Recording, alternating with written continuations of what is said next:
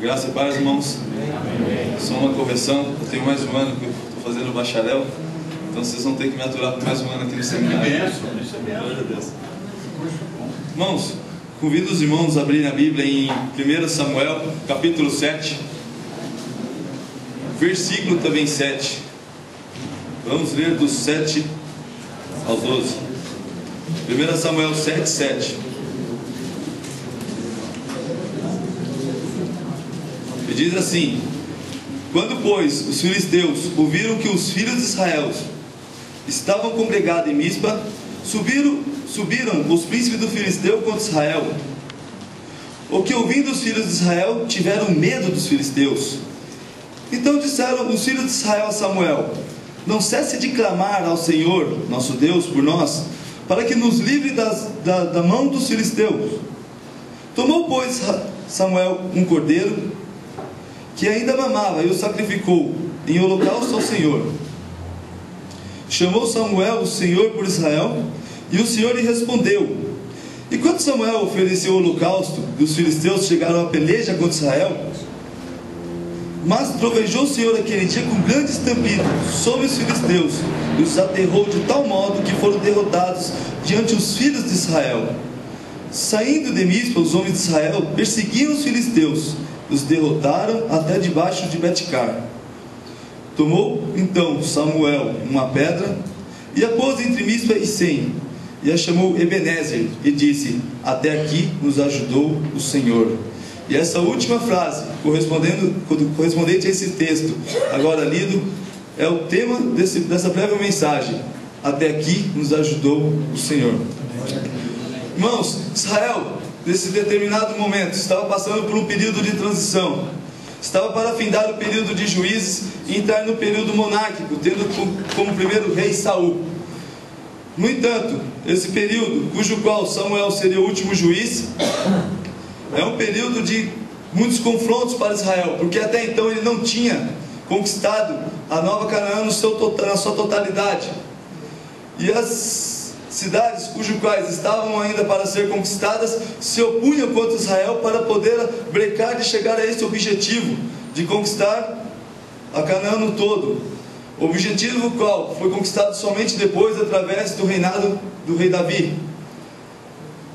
No entanto, quando eu olho para Israel nesse respectivo momento, eu vejo eles diante de um grande desafio chamado filisteus.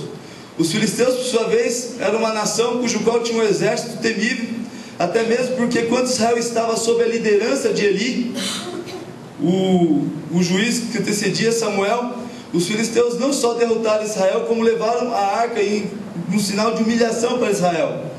Os filisteus também tinham o segredo da fundição do ferro, e por isso conseguiam forjar as suas armas e ter um poderio de armas maior do que Israel. Os filisteus já tinham conquistado cerca de 5 cidades e feito fortalezas no Mediterrâneo da Palestina. Então eles eram temíveis diante de Israel. Israel estava diante de uma grande ameaça. Os filisteus subiam contra Israel quando Israel estava acampado em Mispa. E quando eu vejo Israel diante dessa grande ameaça, eu vejo Israel diante desse grande problema, diante dessa grande adversidade, eu faço um parâmetro com nossa vida de seminaristas. Nós que entramos no objetivo de fazer o curso seminário, um curso teológico, e nos deparamos assim com situações diversas, de problemas, de dificuldades, situações que veio para nos afrontar e para nos brecar e para nos impedir de seguir adiante e concretizar esse curso. A semelhança de Israel, enfrentamos como seminarista problemas. No início é ânimo, a gente estamos na expectativa do que vamos aprender, mas não obstante começa a ver as dificuldades. Porém, no entanto, Israel passou por problemas, mas depois de uma série de ações, numa série de procedimentos da quais eles se deram, eles chegaram à vitória sobre os filisteus, de forma a qual puderam dizer: até aqui nos ajudou o Senhor. E a semelhança desse Israel, quando eu olho para os irmãos do 4º ano, para os irmãos do 3º ano, que em menos de um mês estarão na colação de grau, no término de um curso, eu creio e vejo que eles também podem dizer: Ebenezer, até aqui nos ajudou o Senhor. Aleluia. Porque passaram por um momento, por um grande período de 4 a 3 anos, passaram por dificuldades, passaram por problemas, no entanto, venceram, estão diante da conclusão do curso.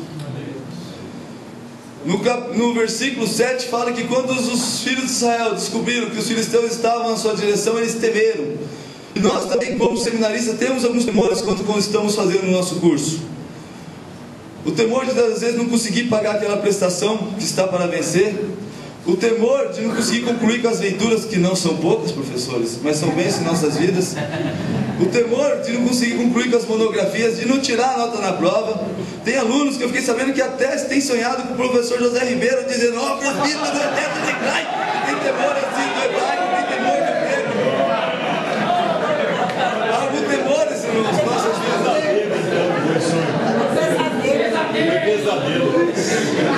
Pesadelos, irmãos. Por ter uma procedência do medo que nós temos quando nós estamos diante de um objetivo, diante de um projeto em nossas vidas.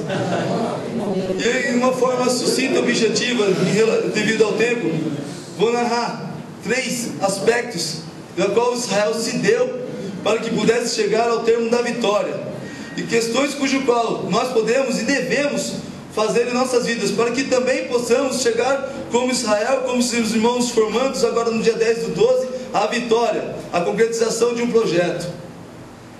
Primeira questão que eu vejo é que quando Israel estava diante daquela dificuldade, quando Israel estava diante daquele problema, eles foram a alguém cujo qual eles podiam se espelhar, eles foram a alguém cujo qual eles podiam confiar, e esse alguém era o profeta, sacerdote e juiz Samuel. Fato é que quando nós estamos diante das dificuldades, nós também podemos tomar isso como um grande princípio em nossas vidas e procurar uma pessoa cujo qual nós possamos espelhar nela, na sua trajetória de vida, possamos entender como que ela passou por tais dificuldades e por que ela chegou onde ela chegou. A minha pequeníssima biblioteca que tem em casa tem como grande parte de livros os livros de bibliografias, porque eu quero saber como aqueles irmãos, pastores, servos de Deus, chegaram onde chegaram e o que eles passaram para chegar lá. Eu gostaria de poder dizer a vocês, infelizmente eu não posso, que diante dos problemas, as dificuldades, no sentido de ter alguém para você se espelhar, você poderia ir até o seu pastor. Eu não estou querendo dizer que seu pastor é uma má pessoa, mas que infelizmente muitos são os pastores que quando o seminarista chega e fala: estou com um problema, com uma circunstância da qual vai me fazer parar o seminário, infelizmente muitos são os pastores que são o primeiro a poder dizer para você desistir. Isso é triste, não é o meu exemplo. Recentemente, há cerca de um mês, eu conversei com o pastor Maurício, não é o meu pastor, mas é pastor aqui no seminário, e conversei com o meu pastor em Jundiaí, e ambos me deram palavras que me fizeram persistir e concluir agora mais um ano do seminário. Meu pastor falou: se você gosta de estudar da forma como você gosta, você não pode parar, isso vai fazer um grande mal na sua vida. Mas se você não pode de repente contar com o teu pastor, eu te faço um desafio, a você olhar alguns homens que estão mais próximos de você do que você imagina. Há um homem, por exemplo, que quando ele trabalhava, o dia de maior rendimento no seu trabalho era justamente no sábado, porque ele era dentista. E quando chegaram para ele, eu acredito que foi o pastor Enéas, e falou: você tem que fazer o seminário, ele se deparou com esse conflito, porque ele teria que fazer o seminário no sábado, dia cujo qual ele tem a maior clientela, maior pessoas procurando pelo seu trabalho. Eu não sei como ele fez, como foi resolvido as suas finanças, como ele se resolveu com a sua esposa, mas eu sei que ele não só fez o curso seminário, como ele hoje tem alguns doutorados. E eu falo do Dr. Paulo. Deus é bom. Aleluia. Glória a Deus. Mas há mais alguns homens no qual nós podemos nos espelhar. Há pessoas que são exímios mestres, que quando nos dão umas aulas, desculpa a expressão, nos faz babar, mas que quando passaram pelo seminário, não tinham dinheiro nem sequer para almoçar. Eu falo do professor José Ribeiro, tentando reverter a situação aqui também, e do professor Elias Lopes. Esse é o Ribeiro. Há mais pessoas, irmãos. Há um que fazia seminário na Teológica Batista Brasileira e que quando ia se alimentar, o dinheiro que ele tinha era para tomar um pingado e um pãozinho, ainda dividir com um amigo. E se não fosse uma caridosa lá fazer 2 pingados pelo preço de uma, situação seria pior. Eu falo do pastor Daí Rossi. Irmãos, cada um dos professores aqui, com certeza vai dar o professor Raí, o professor Sérgio, vai ter algo para nos expressar nesse sentido, de situações difíceis das quais passaram, mas que chegaram e hoje são fundamentais para esse seminário, nos dando aula. E o que dizer no cidadão que diz no livro Colunas da Renovação que ele vai cair de farda na batalha, mas não vai terminar de pijama. Eu falo da lenda viva, pastor Enéas Tonino. Ou seja, irmãos, acho que eu já fiz um merchandising quase todo mundo aqui. Ou seja, irmão, nós podemos nos espelhar e devemos na vida desses homens de Deus, cujo qual passaram por situações mil, mas chegaram. Então, o primeiro princípio: olhe para alguém da qual você possa se espelhar, se junte a essa pessoa, extraia a experiência de vida dela para que te dê uma direção, para que te anime, para que, eu não sei se a palavra certa é inspirar, né? A gente é tão contestado aqui no seminário, mas procure essas pessoas e através da lição de vida deles, tenha ânimo para seguir em frente, para continuar nesse objetivo. Um segundo princípio fundamental na vida do crente, em toda e qualquer situação: quando Samuel ficou sabendo da direção dos filisteus para destruir Israel, ele não pediu para que eles corressem e pegassem suas armas e se colocassem na posição de guerra. Primeiro, ele foi orar.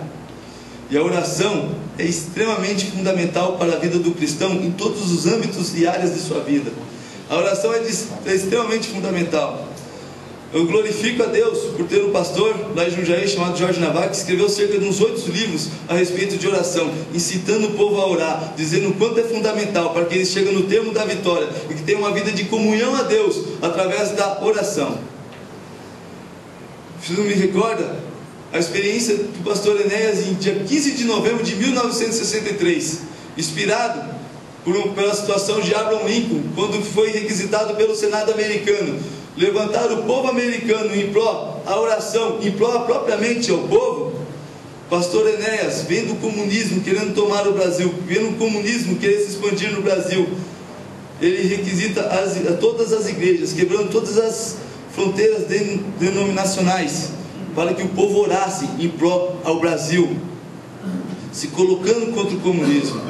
E o fato é que no dia 15 de novembro de 63 o povo fez e teve respaldo baseado nesse ato de oração. De agora, na terça-feira, estará fazendo aniversário. Aliás, eu também faço aniversário terça-feira. Quem quiser trazer presente, próximo sábado eu estarei presente aqui, tá? A oração é extremamente fundamental para a vida do cristão. Quando eu olho lá em casa as fotos do primeiro ano, estando eu agora no terceiro, junto com esses irmãos que também estão se formando, eu vejo com dor que alguns irmãos começaram com nós, a Sara era essa Sara, a Sara ia até quase que o final também. No entanto, eu vejo que muitos desses irmãos pararam pelo meio do caminho. Existem alguns que por motivo de força maior pararam, mas existem muitos, desculpa a expressão, que se acovardaram, que não quiseram seguir em frente, que não quiseram tomar uma posição, e pararam pelo meio do caminho. Eu fico imaginando, se esses irmãos tivessem dado a um princípio de oração, buscado orar constantemente, eles não veriam de Deus nos seus corações, que eles tinham que continuar, que eles tinham que vir na concretização do seminário. A oração, irmão, é o segundo princípio, é a segunda questão cujo qual eu vejo aqui dentro desta palavra. A terceira e última, como dizem, duas questões. Samuel, depois de ter convocado o povo à oração, de ter ido orar, ele levantou um sacrifício. Mas esse sacrifício é um sacrifício cerimonial. E o sacrifício que o seminarista pode fazer não está nesse sentido, mas está no sentido de Romanos 12:1, de sacrificar seus corpos vivos diante de Deus, de se esforçar, de pagar o preço, de abrir mão de algo, para que possa chegar ao termo final. E junto a esse sacrifício, enquanto Samuel sacrificava, diz a palavra que o povo foi para a peleja, que o povo foi para a luta. Ou seja, junto a esse princípio do sacrifício, eu vejo a questão da luta. Eles lutaram, eles faziam a parte da qual eles competiam fazer. Eles não ficaram esperando sentados, eles não ficaram murmurando. Após ter conversado com Samuel e ter ouvido esse homem, ter sido resposta na oração, eles foram para a peleja, para a batalha. E, infelizmente, muitas pessoas param porque não querem lutar, não querem sacrificar algo, não querem abrir mão de alguma coisa. Não é fácil ser seminarista. Você vive aquele conflito de você não conseguir conciliar o seu tempo de seminário, de provas, de trabalhos com a tua família, com o teu emprego, com doações na igreja. Eu até brinco que eu acho que eu era mais crente antes de entrar para o seminário, porque depois que eu entrei, eu tive que deixar um monte de ministérios. Mas eu estou me preparando para ser mais usado logo a mais à frente. Então a grande questão, irmão, que passamos por dificuldade, passamos por esse processo, mas se esses irmãos chegaram do quarto e do terceiro ano, nós que estamos no terceiro, no segundo e no primeiro, também podemos chegar. Se nós aplicarmos esses princípios em nossas vidas, nós nos espelharmos nesses homens, e eu coloco esse pessoal do quarto e do terceiro ano nesse hall aqui, embora numa contextualização diferente, de pessoas que venceram, de pessoas que se determinaram, de pessoas que se empenharam e que chegaram, eu me inspiro nesses irmãos também do quarto e do terceiro ano. Esse terceiro princípio, sacrifício e luta. Se eu perguntar para os irmãos ali, formandos, seja quarto e terceiro ano, se não passaram por circunstâncias difíceis nesses 4 anos, por certo, muitos deles vão dizer que sim, passaram, se não todos. Momentos da qual pensaram em desistir, momentos na qual precisaram pedir uma ajuda, precisaram se dar a esse processo de oração, precisaram se espelhar na vida desses homens, precisaram fazer um sacrifício, abrir mão de algo para poder ir em frente. Eu ressalto a vida de alguns irmãos ali na classe a qual eu estudo o terceiro ano. Eu não comentei isso com ninguém, pouco perguntei a eles, mas é notório que alguns passaram por situações que eram visíveis, sem sequer fazer uma entrevista com eles. Sr. Paulo de Atibaia. Sr. Paulo de Atibaia vem todos os sábados com a sua turma, ele, pastora Tati, o seu filho Eduardo e o irmão Baltazar de Atibaia até aqui.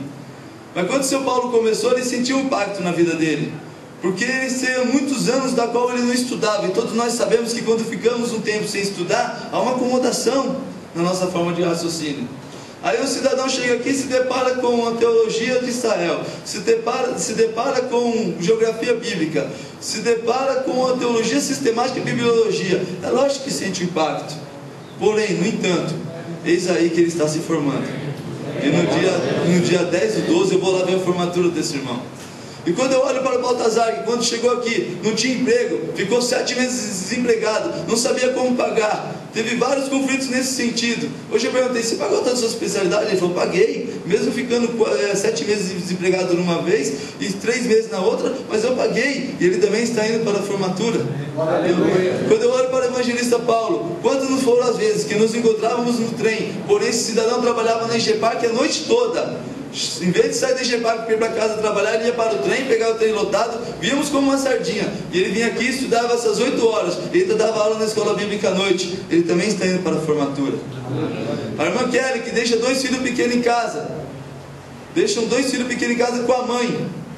Tá, cuidado, tá, irmão? Não deixa sozinho não. Deixa com a mãe em casa por esses 3 anos, abrindo mão do seu dia de folga para ficar com as suas filhas. Ela também está indo para a formatura.